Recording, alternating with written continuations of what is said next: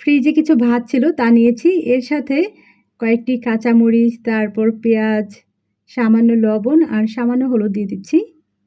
আমি শিলপাটায় এগুলো বেটে নিচ্ছি। তবে আপনি চাইলে ব্লেন্ডারও মিহি করে নিতে পারেন আর প্রয়োজনে একটু পানি ব্যবহার করতে পারেন।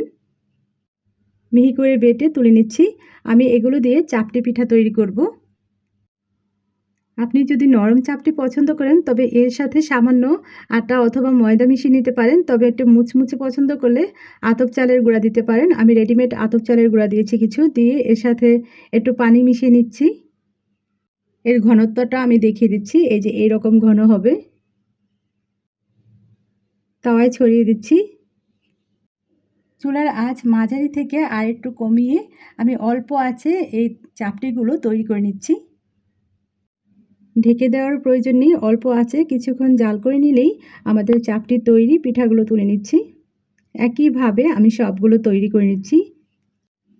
দেখলেন তো রাতের থেকে যাওয়া অবশিষ্ট ভাত দিয়ে কত মজাদার চাপটি তৈরি হয়ে যায়। অবশ্যই একবার হলেও ট্রাই করবেন এটা।